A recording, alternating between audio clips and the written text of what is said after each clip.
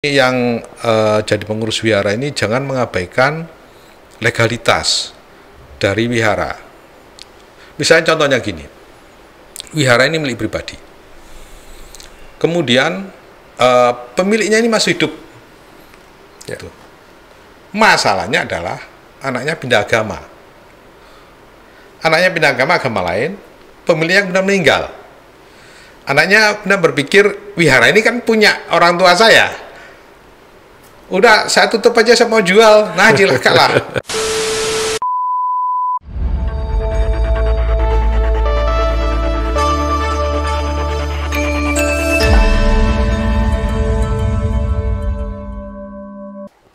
Semangat pagi, Pak Gatot. Pagi. Wah, ini Namo Buddhaya. Namo Buddhaya. Terima kasih sudah menerima undangan kami. Kita mau Ya. diskusi tentang keahlian Pak Gatot. Pak Gatot sebagai salah satu pandita MBI DKI ya. Ya, Dan ini warna hijau nih. warna hijau. Ya. Betul. Jadi sebagai Saya penyuluh non PNS ya. Ya, penyuluh agama Buddha non PNS. Ya. Ya, Tugas keseharian sebagai apa nih, Pak? Kalau boleh tahu. maksudnya tugas penyuluh. Tugas selain penyuluhnya Selama penyuluh saya advokat. yang berhubungan dengan hukum-hukum ya. Ya, Tapi yang berhubungan dengan hukum tidak selalu bermasalah ya. Apa Biasa- selalu bermasalah? biasanya bermasalah. Selalu ada permasalahan tentang hukum ya. Biasanya bermasalah. Ya, karena kita mau diskusi justru yang berhubungan dengan hukum dan yang sesuai dengan hukum. Oh ya. Nah, ini banyak pendapat yang mengatakan kalau minoritas ini tidak pernah ada perhatian dari negara khususnya ya, atau daerah umumnya. Menurut Pak Gatot setuju nih pendapat tersebut? Tidak juga ya. Tidak juga ya. Ya, tidak juga. Pengalaman saya ini di DKI ya. Ya. Daerah lain saya kurang tahu. Di DKI, ketika awal saya ke Pemda, itu mencoba mencari bantuan dari Pemda untuk majelis Majelis ya. dan wihara. Dari pihak Pemda DKI dalam hal ini waktu itu di Biro Dikmental, Singkatannya apa Biro Dikmental? Pendidikan dan Mental Spiritual. Oh, oke. Ya, itu malah kemudian, waduh ini dia yang kita tunggu-tunggu. Jadi Pemda itu, pemerintah daerah itu stafnya cuma sedikit. Tidak mungkin mereka keliling cari-cari, ayo kalau perlu bantuan ke sini, nggak begitu. Sulit. Yang diurus itu seluruh Jakarta, lembaga majelis itu berbagai agama itu demikian banyak, tempat ibadah itu demikian banyaknya. Kalau nggak salah satu kantor itu isinya cuma untuk ngurusi seluruh Jakarta itu cuma 8 orang kalau nggak salah. 8 orang. Sedangkan kalau Majelis Agama Buddha sendiri aja berapa banyak? Ya. Nah, ketika saya datang ke sana, mereka bersyukur bahwa akhirnya ada orang Buddha yang datang ke kantor kita untuk minta bantuan. Karena selama ini mereka selalu ditegur oleh DPRD DKI Jakarta. Ini mana agama Buddha? Kok nggak ada ini? Ya gimana? Nggak ada yang datang minta Mungkin bantuan. dikira sudah mapan semua. Ya, karena mereka demikian sibuk ngurus yang sudah ada, udah cukup repot. Ya. Jadi sehingga mereka tidak sempat lagi untuk ngurusin. Nah, ketika saya datang, puncuk di Tita Ulam Tiba. Akhirnya saya yang kemudian kebagian kerjaan yang harusnya mereka tugas mereka, tapi mereka karena tidak kekurangan sumber daya tidak bisa mereka kerjakan. Ya, karena itu saya diminta untuk membuat proposal dan sebagainya, saya bikinkan. Ya, butuh proses karena memang namanya birokrasi itu mereka terikat aturan-aturan yang harus mereka penuhi. Kalau nggak gitu mereka juga kena hukuman. Ya, karena perlu ada anggaran kan ya. Ya, untuk membuat proposal, untuk membuat rencana anggaran biaya itu tidak seperti kita bikin segampang itu, enggak. Ini ada tata caranya, kriteria-kriterianya. Bikin perjanjian misalnya antara Pemda dengan majelis saja, kata-katanya harus tersusun seperti ini, tidak bisa ngawur. semaunya kita begini, tidak bisa begitu. Ini sudah ada ininya harus mengikuti seperti ini. Ya. Kalau nggak gitu tidak bisa dipakai. Nah itu proses itu kemudian kita akhirnya dapat bantuan. Maksud saya adalah umat Buddha di daerah-daerah manapun, ya mereka harus yang mencari, jangan nunggu, jangan nunggu. Makanya waktu kemarin ada Mukernas itu, saya presentasikan SMBI pusat di Lombok itu, Mataram Lombok, saya presentasi supaya mereka ini mereka yang mencari. Pemda tidak mungkin cari-cari mereka gitu, karena mereka pasti kekurangan sumber daya manusia. Saya yang mencari mereka, saya kemudian bolak-balik menyesuaikan dengan aturan-aturan dari pemerintah supaya bantuan kita bisa disetujui. Gitu. Ya. Tetapi yang mengatur dana atau anggaran ini hanya sebatas Pemda saja, Pak Gatot? Dana dari Pemda ini ada aturannya yang diatur dalam Undang-Undang Pemerintah Daerah. Tapi bukan hanya Pemda aja. Kementerian Agama juga ada. Ya. Kalau di umat Buddha melalui Dirjen Buddha.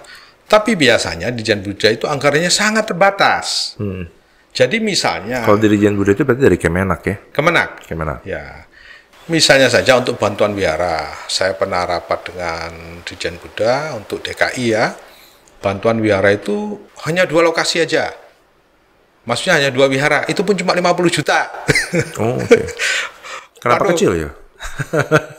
Nah ini karena kita ini umat Buddha tidak punya wakil di DPR yang membidangi mengenai kesejahteraan ini, yang ada di situ yang kemudian ngasih tahu ini ketika dari pihak Dirjen Buddha mengajukan anggaran ke Kementerian Keuangan itu dipotong-potong. Nggak bisa. Akhirnya anggaran yang kita ajukan misalnya anggarannya kita minta 1 triliun itu, karena Hindu dapat 1 triliun. 1 triliun. Seluruh Indonesia loh ini. Oh, seluruh Indonesia. Ya, ini kita ngomong Dirjen Buddha. Misalnya Dirjen Buddha minta 1 triliun, karena Hindu dapat 1 triliun.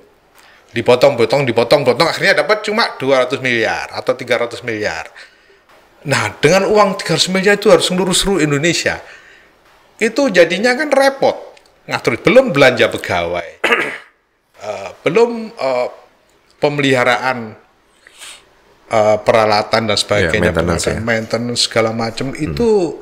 Jadi kasihan Bapak Dirjen kita harus mengelola anggaran sedemikian kecil untuk seluruh Indonesia. Jadi mungkin kita harus bantu beliau di tingkat nasional itu. Kalau seandainya ada umat Buddha yang jadi anggota DPR, jangan cari komisi bidang keuangan, pertahanan, keamanan, carilah komisi yang membidangi agama ini, supaya bisa bantu Dirjen, supaya komisi berapa itu Pak Gatot kalau di DPR? Komisi berapa? Komisi 8 kali ya. Karena kalau tidak salah yang haji juga di 8. Komisi 8. Supaya kita bisa, umat Buddha ini kalau dirjennya dapat anggaran cukup, otomatis ya bisa bantu banyak wihara-wihara. Sekarang kan semua wihara harus berjuang masing-masing nih, karena dari dirjen cuma seupil bantuannya gitu. Nah, bantuan yang bisa kita cari untuk umat kita adalah dari Pemda-Pemda. Nah, untungnya Pemda DKI memberikan perhatian besar untuk perkembangan mental spiritual warga DKI. Jadi untuk rumah ibadah itu di Pemda DKI itu, setiap rumah ibadah sebenarnya semua agama, bukan hanya Islam, itu dapat bantuan operasional tiap bulan 2 juta.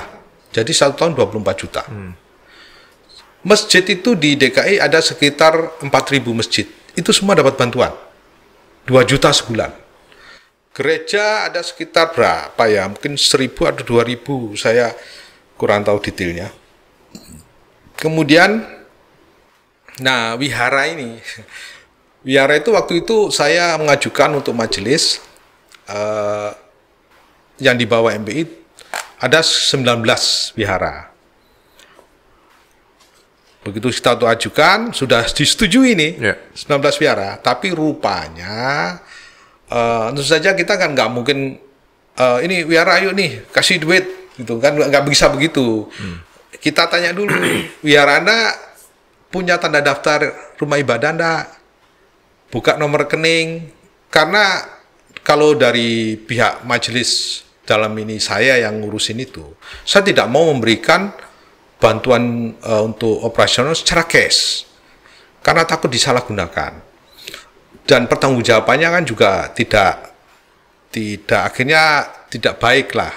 Jadi saya akan transfer ke wihara itu ke rekening atas nama wihara.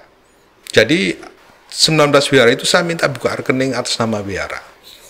Kemudian berhasil buka rekening aja 9. 10 tidak bisa buka karena tidak punya tanda daftar, masih bermasalah tanahnya, segala macam masalah hukum yang ada di masing-masing wihara itu.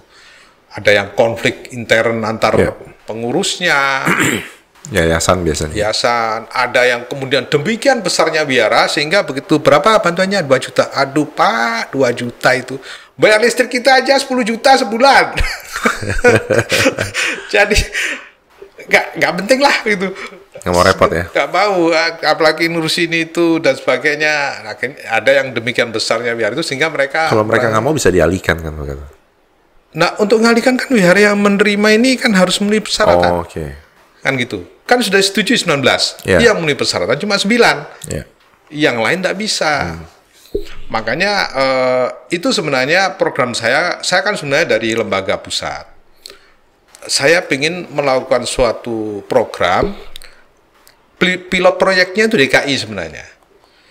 Jadi pilot proyeknya DKI, ternyata pilot proyek itu tidak semudah yang saya pikirkan awalnya. Jadi bantuan Pemda itu pilot proyek dari saya. Begitu saya eksekusi, ternyata kendalanya banyak. Jadi terutama dalam hal perizinan, yaitu ya legalitas wihara itu ternyata banyak masalah setiap wihara kita. Gitu. Ini wihara ini begini masalah ini, wihara ini begini masalahnya. Ada wihara yang kemudian ini wiharanya sudah di sini milik pribadi. Terus yang ini satu keluarga diusir, pindah tempat lain, jadi alamatnya pindah. Ada wihara ini nggak punya sertifikat Pak, ini adanya cuma fotokopi aja, fotokopi pun bukan fotokopi sertifikat, ini maksudnya pasti sertifikat gitu. Terus gimana caranya ngurusnya ini kemudian? Ya akhirnya masalah hukum, kalau tadi rumah ibadah itu ternyata di DKI ini kompleks, banyak yang belum punya izin ya maksudnya. Banyak, bukan izin harusnya, tanda daftar. Jadi rumah ibadah itu harus terdaftar di pemerintah. Kalau terdaftar di pemerintah artinya rumah ibadah itu diakui legalitasnya. Kalau sudah diakui legalitasnya, dia tidak mudah kemudian digusur apa gitu, karena legalitasnya diakui. Nah untuk dapat diakui legalitas kan harus memenuhi persyaratan. Pertama, sertifikat tanah.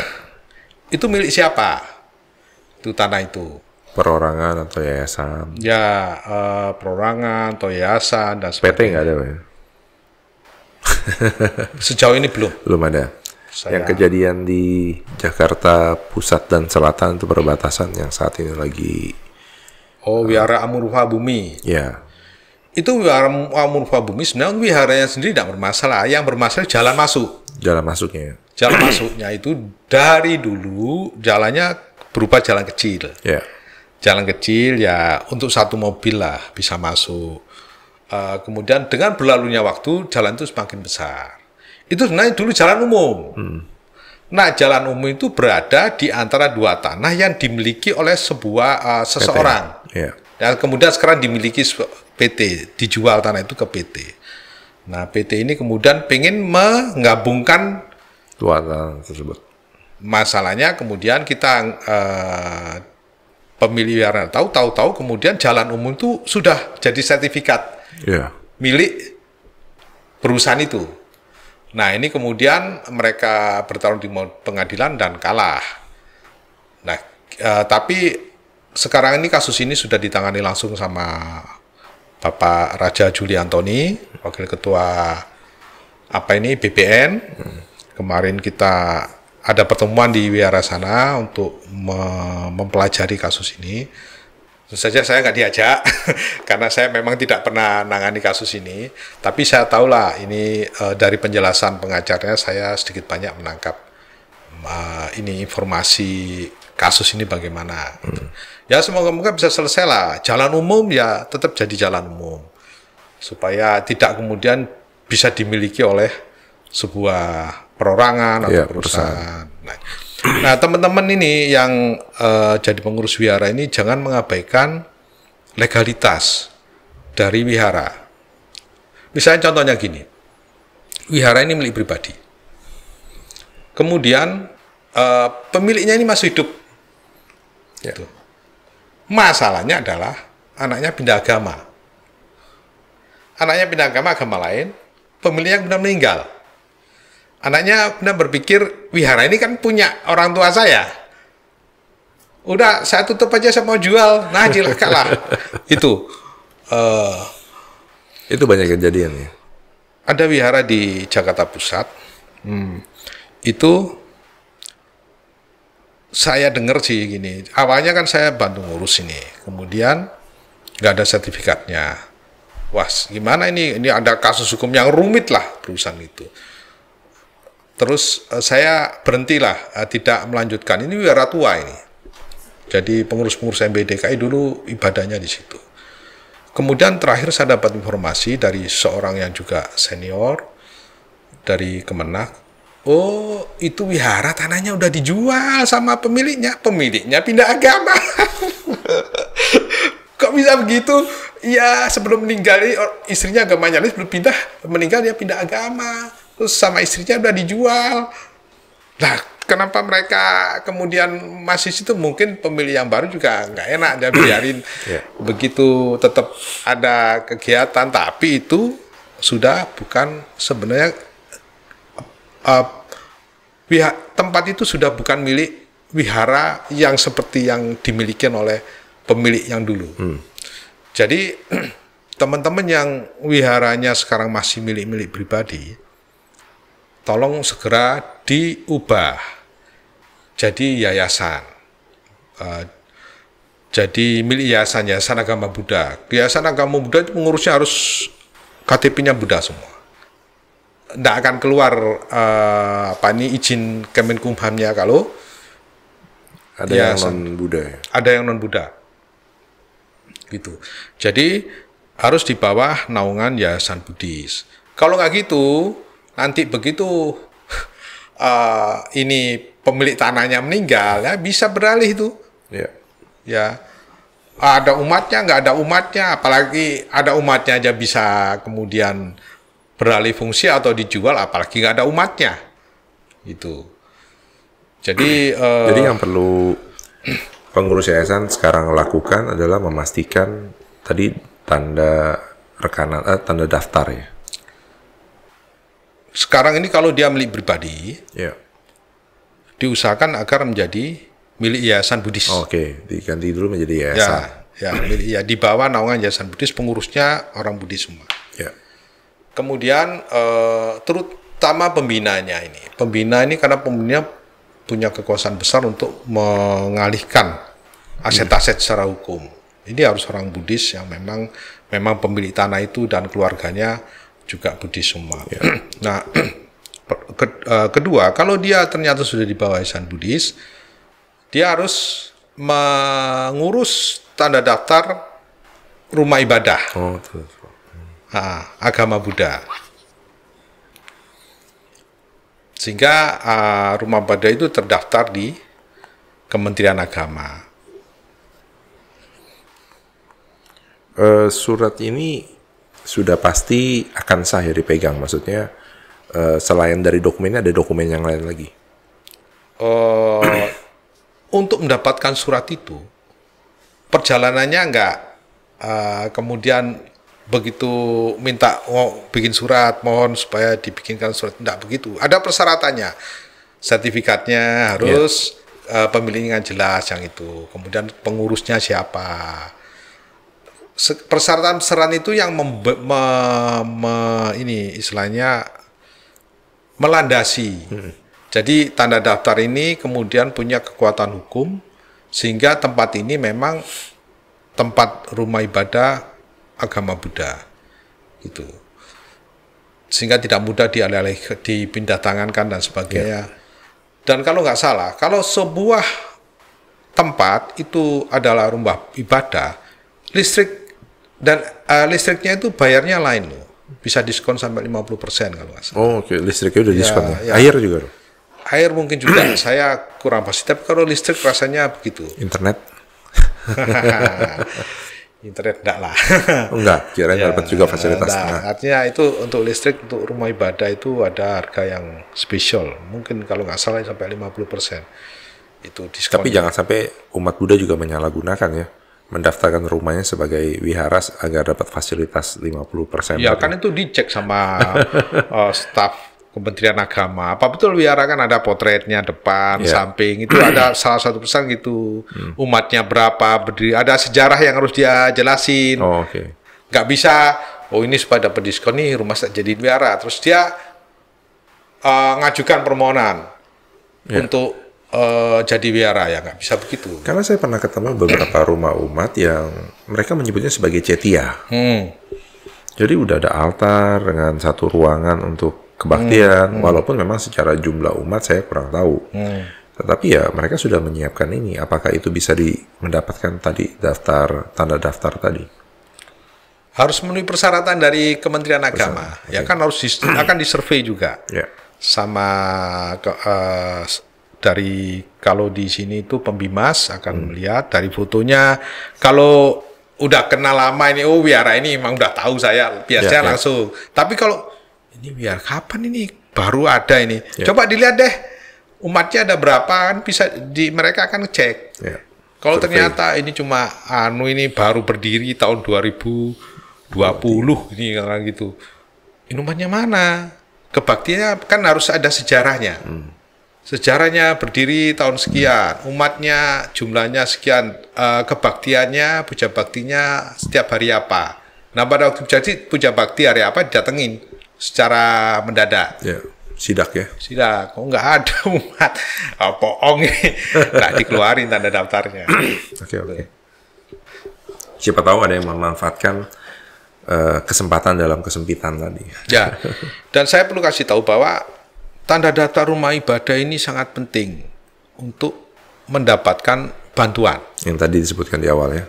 Baik bantuan hibah, CSR. Jadi misalnya gini, rumah ibadah saya apalagi nih, tadi kayaknya belum ada nih CSR. Ya, ini memang belum saya dalami karena ngurus yang bantuan hibah ini udah capek.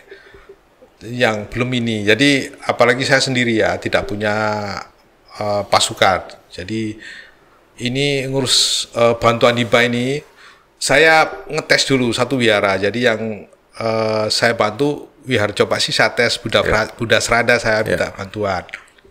Oh ternyata bisa. Persyaratannya apa aja ini. Nah kemudian saya maunya wihara lain juga ikut mau supaya bisa dibantu. Tapi tidak mungkin toh kalau saya sendiri ngurusin. Jadi pengurus wihara itu sendiri yang harus aktif. Jangan saya kemudian datangin satu-satu, ayo ini sini kemana, nggak bisa begitu, saya juga nanti dianggap calo, gitu. Jadi mereka sendiri yang ngaktif, saya kasih tahu, misalnya PJ ini sama Bu Rosemary minta bantuannya, saya kasih tahu, ini persyaratannya Bu Ros, disiapin. Nah Bu Ros datang sendiri ya ke Dikmental, saya antar. Jadi pertama ke Dikmental, saya antar Bu Rosemary. Ke ini pejabatnya yang ngurusin untuk bantuan rumah ibadah, Pak Yamo ini Bu Rosemary, silakan tukar-tukaran nomor telepon. Nah selanjutnya tolong diurus sendiri, nanti kalau ada apa-apa, misalnya Bu Rosemary ada yang nggak ngerti, nggak paham, perlu bantuan saya nanti bantu. Nah itu yang seharusnya dilakukan oleh wihara-wihara. Aktif ya, jangan Aktif. hanya sebatas menunggu. Jangan nunggu terus mana. Jadi bukannya bantuannya. proaktif, propasif. Dan gini, Soalnya udah ada Pak Gatot yang ngurus. ya kalau saya capek ngurusin sendiri gitu. Kemudian ini, berurusan dengan negara atau pemerintah itu berarti ada pertanggungjawaban. Ya, itu yang baru saya mau tanyakan. Ya. Pertanggung jawabannya berupa apa?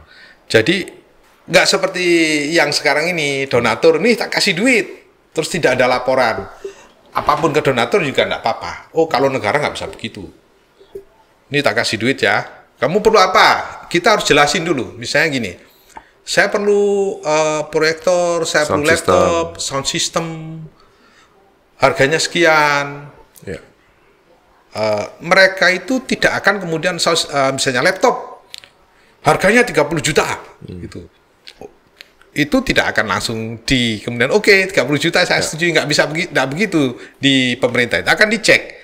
Ini laptop 30 juta kamu mau pakai apa? Mau bikin gaming atau apa gitu. Nah, pasti nggak akan disetujui yang kayak gitu. Mac. Yang masuk akal berapa? Gitu. Itu untuk apa sih, untuk presentasi itu? Yang masuk akal ya mungkin 8 juta laptopnya yang cukup. Nah, setelah itu dengan harga sekian barangnya ABC 1 2 3 ini kita ajukan. Biasanya nggak akan disetujui 100%, dikurangi supaya lebih masuk akal harga barangnya, jumlah bantuannya. Habis itu kita belikan. Kemudian nanti setelah selesai pembelian, kita laporkan. Barangnya sudah kita beli. Harganya sekian, barangnya ini kita potret. Gitu. Kwitansinya tidak akan diminta, tapi kita file. Supaya nanti kalau ada pemeriksaan dari BPKP atau dari badan auditor, lembaga-lembaga auditor dari pemerintah itu, kita begitu dicek ada. Gitu. Auditor sendiri nanti akan masuk ke BPK atau ada yang lain? Ada BPK, ada KPK, ada BPKP, tapi biasanya kalau jumlahnya terlalu kecil, ya misalnya kayak bedah serada, nggak akan ada yang turun dari BPK. Itu mereka akan turun kalau bantuannya itu 200 miliar, 300 miliar. Masa BPK turun? Ini bantuan 60 juta itu betul-betul dibeli? Nggak akan itu. Jadi biasanya ini majelis-majelis ini atau wihara-wihara takut nanti diperiksa saya sama ini. Nurin orang untuk datang ke wiharamu itu sudah keluar uang jutaan itu pemerintah. Uang sakunya, perjalanan dinasnya, untuk ngurus undang 60 juta itu, aduh, nggak akan mereka. Jadi nggak usah ribet, tapi kita siap, kita belajar disiplin dalam pertanggungjawaban. Kalau biasanya Anda dapat bantuan dana itu masuk, nggak pernah Anda laporkan, sekarang Anda harus belajar bikin laporan. Saya ini, kita nggak bisa begitu. Kita harus bertanggung jawab dengan duit. Misalnya MBI, dulu saya bantu laporannya ke Pemda. 1 bendel. Jadi lumayan tebal termasuk bukti-bukti. Tapi Pemda dari staf Biro Dikmentan bilang, oh nggak perlu Pak, yang bukti-bukti ini Bapak simpan aja di kantor. Bapak laporkan yang ini aja. Sama foto-fotonya. Karena ini bantuan hibah, bukan bantuan yang programnya pemerintah, ini hibah, jadi nggak perlu bukti-bukti, simpan aja. Sewaktu-waktu kalau seandainya diperiksa itu Bapak ada datanya. Gitu. Berapa lama Pak bisa, maksudnya dana anggaran ini kita harus mengajukan 1 tahun, maksudnya 1 tahun di muka atau bertahap bisa langsung? Begini, Pemda itu kan perlu dianggarkan dulu. Ya betul.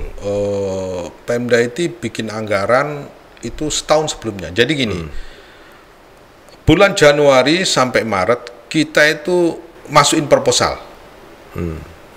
Masukin proposal. Kemudian bulan Juninya itu mereka riset, survei kita. Hasil dari masuk proposal mereka ini masuk legalitasnya bagaimana, survei ke lokasi kita, misalnya wihara gitu, dilihat wiharanya, difoto kita, kemudian ada checklistnya, terus kita tanda tangan juga di situ.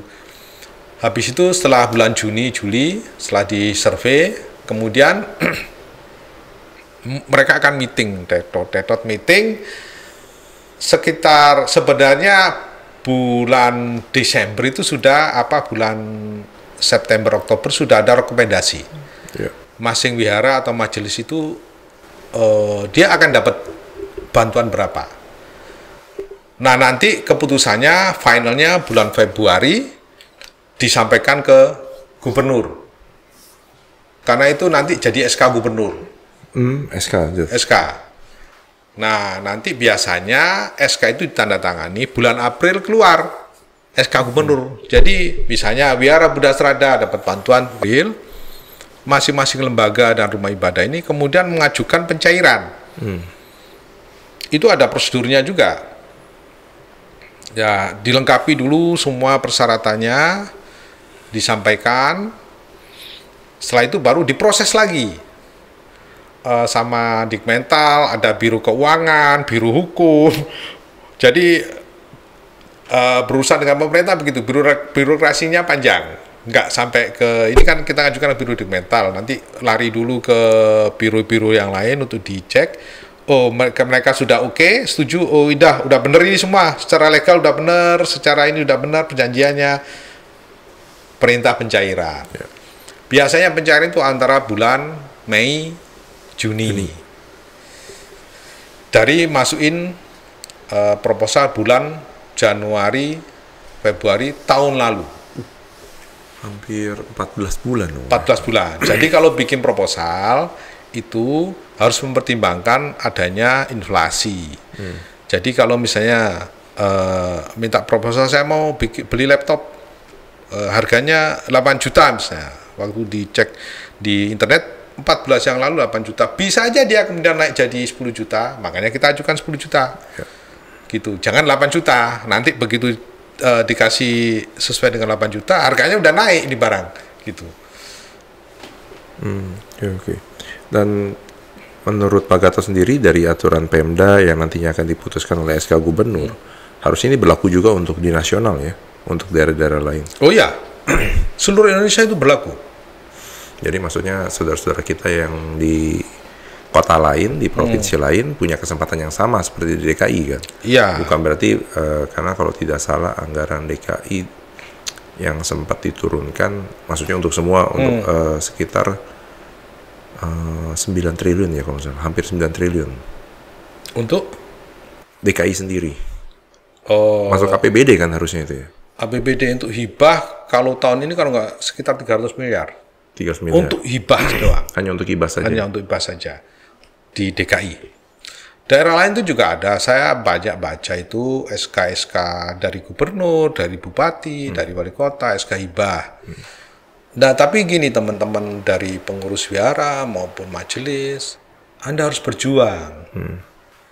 Anda harus melerakan waktu Anda untuk datang ke kantor pemerintah untuk berkomunikasi. Sowan dulu ya. Ya, untuk berkomunikasi, untuk ini. Dan ini, biasanya ditakutkan ini ada potongannya enggak? Enggak ada. Kalau di bisnis istilahnya kickback. Kickback atau cashback. Mungkin di zaman-zaman dahulu, iya. Itu Cara tempat komunitas berlatih, berkumpul, mengulang ajaran Buddha. Kalau tempat ini tidak mendapat perputaran secara operasional, dana operasional, tentunya kegiatan semua akan terhenti kan. Betul. Walaupun memang ada dana paramita dikumpulkan setiap minggu, tapi tentu biaya operasional tadi aja, biaya listrik bisa ada yang 10 juta. Nah, apalagi untuk yang setiap minggu kegiatan. Kan kegiatan setiap minggu, tapi kan pergerakannya setiap hari ada kan. Listrik pasti nyala, air pasti nyala. Nah, itu yang perlu biaya. Dan mungkin kalau dulu ditopang oleh adanya yayasan perorangan, tapi sekarang mungkin yang tadi ada yang pindah agama segala macam, ini kan jadi satu resistansi kan. Iya, betul. Ketika saya bergabung dengan Majelis Budaya Indonesia, saya sudah katakan sama sekjennya waktu itu, organisasi non-profit jangan tergantung pada personal. Ya, itu dia. Gitu. Maksud saya adalah harus ada keanekaragaman pendanaan. Ya, sumbernya. Sumber. kenaikan sumber dana. Personal boleh ada, dari kemudian perusahaan-perusahaan kan ada itu kayak Operasi Maju. Ya. Tapi sumber-sumber lain juga harus dicari. Semakin banyak sumber pendanaan, semakin bagus. Kalau hanya bertahan dari personal, nanti personal ini ya mungkin ada suatu saat turun naik kan gitu. Jangan ini. Nah, kebetulan saya setelah itu kemudian saya coba sih saya cari di pemerintah, barangkali ada. Pemerintah daerah ternyata ada hibah. Pemerintah pusat dan CSR misalnya. Jadi artinya kita harus dulu saya sarankan Pak Sekjen harus ada wakil ketua umum ngurusi mengenai pendanaan. Oh, khusus Pak ya? Khusus, yang Bidangnya. mikirin sumber dananya dari mana, gitu. Dan terus berinovasi untuk mencari pendanaan. Jangan jadi organisasi non-profit, kerjaannya habisin duit doang. Lama-lama donaturnya capek, gitu. Harus ada ini. Bisa kayak, mandiri juga ya? Ya, karena ada yang betul, ada seorang wakil ketua yang betul-betul berpikir, ini cari dananya di mana ini? Oh, dari orang satu orang ini, dari perorangan sudah tahu lah kita orangnya itu. Dari mana lagi? Dari CSR apa dari mana? Dari bantuan luar negeri. Mungkin menjalin hubungan dengan mana Pak? Apa dengan organisasi Buddhis mana? Yang kemudian mereka di negaranya kelebihan duit. Ya. Terus kita punya kegiatan Buddhis di sini, bisa bantu enggak? Mereka mau nih dananya kan? Kita perlu dana kan untuk kegiatan, misalnya kayak Pak Baja gitu. Kita mau ada Pak Baja nih, ada pandita misalnya 100 pandita gitu. Nah, kalau keluar dana dari donatur lagi, waduh gitu. Ini ada donatur dari luar negeri nih mau ngasih dana kan lumayan juga menghemat. Itu. Nah, itu saya pikir perlu dipertimbangkan lagi oleh semua organisasi termasuk Majelis Budayana. Untuk tidak aja jadi sumber pengeluaran, tapi juga punya cara untuk mencari sumber pemasukan. Ya. Gitu. Ya, saya pikir itu sudah ada semestinya karena di beberapa organisasi Buddhis juga sudah punya lembaga ekonomi kan ini. Yang tujuannya mungkin perlu ditambah job desk-nya untuk membuat RAB, rencana anggaran belanjanya ataupun anggarannya diperlukan yang diajukan ke Pemda setempat. Lembaga ekonomi ini itu seperti kita kamu harus bikin usaha. Bukan itu. Ya, oke. Jadi itu hanya satu Subnya ya. Ya. Ada sub-sub yang lain. Tambahin aja job desk-nya. Ya. Kalau begitu levelnya bukan ketua lembaga ekonomi. Gitu. Karena ngurusi mencari satu dana. mencari lembaga ekonomi aja pusing. Karena misalnya gini, bikin bisnis sendiri, berurusan dengan pemerintah sendiri, berurusan dengan orang-orang dari luar negeri itu sendiri, karena butuh skill masing-masing. Orang yang pinter bisnis belum tentu bisa berhubungan dengan pemerintah. Berhubungan dengan aparat negara ini butuh kesabaran, butuh istilahnya gini, tata krama. Kalau bisnis itu nggak perlu tata krama, mungkin nggak apa-apa asal cuan. Tapi kalau berurusan dengan pemerintah, jangan sampai salah ngomong. Menyinggung perasaan itu bisa bermasalah. Itu menghadap dan sebagainya itu ya kayak ada suatu tata caranya lah kalau berurusan dengan pemerintah itu. Tidak sama dengan bisnis. Kalau berurusan dengan luar negeri, orang-orang dari overseas atau orang luar negeri mungkin lain tata caranya, saya kurang paham juga kalau di sana itu. Semoga dengan penjelasan dari Pak Gatot ini semua wihara, tapi yang khususnya bukan di DKI, tapi justru yang di luar DKI ini bisa mulai melihat ini sebagai satu opsi, untuk bisa membantu perputaran untuk operasional di wihara di wilayah setempat, di provinsi ataupun di kabupaten. Kabupaten juga bisa ya mestinya? Bisa. Jadi semuanya dari level kabupaten, kota maja itu semua bisa. Cuman ya gitu, Anda harus berjuang, Anda harus berusaha untuk mendapatkan bantuan itu. Tidak bisa kemudian orang seperti donatur datang gitu. Saya perlu AC, oke? Nggak bisa begitu. itu harus datang, berkali-kali datang. Saya sampai waktu MBIDK itu sampai yang marah itu bukan saya, tapi waktu itu wakil ketua ya Pak Suwanto. Datang lagi minta tanda tangan. Salah Pak, ini proposalnya, suruh ngubah lagi. Sampai puluhan kali ngubah itu. Capek ini tanda tangan. Bapak, tanda tangan aja Pak. Sayang. Bolak-balik itu lebih capek Pak. Itu. Jadi harus penuh kesabaran. Ya. Gitu. Berurusan dengan pemerintahan, dan kita harus berjuang, berusaha. Kalau hanya mau begini aja, ini menandakan tangan ya. Itu nggak bisa. Tapi yang paling penting tadi kan itu tanda daftar rumah ibadah juga yang harus jelas ya. Dokumen-dokumen tersebut sehingga wihara dapat mengajukan dana hibah tersebut. Karena kalau tidak artinya juga secara administrasi wihara tersebut ini belum selesai. Ya betul. Jadi nomor satu, langkah pertama adalah urus dulu legalitas rumah ibadah. Dan bukti legalitas adalah tanda daftar rumah ibadah. Caranya ngurusnya gimana? Itu bisa pakai website. Ada pakai online. Online. Ya namanya websitenya Shiori Buddha. Shiori Buddha. Itu bisa pakai online. Itu milik siapa? Itu milik Dirjen Buddha. Oh, Dirjen Buddha, oke. Ya, jadi di sana harus daftar dulu, register dulu. Setelah itu lihat baca persyaratannya. Persyaratannya di-scan, kemudian diupload. Terus persyaratan-persyaratan itu kopinya diserahkan ke penyelenggara setempat, Jakarta Barat atau Jakarta Timur, kasih kantor penyelenggara. Nanti diverifikasi sama penyelenggara di wilayah tersebut. Yeah. Kalau kemudian sudah oke semua penyelenggara akan lapor ke Dirjen. Oke, semua sudah diverifikasi, sudah setuju, sudah bisa diterbitkan. Nah, Dirjen tinggal terbitkan tanda daftarnya. Mereka akan kirim lewat email soft copy-nya dulu.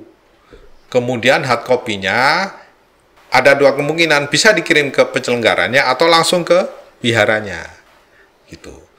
Jadi sekarang itu jauh lebih mudah ngurus tanda daftar.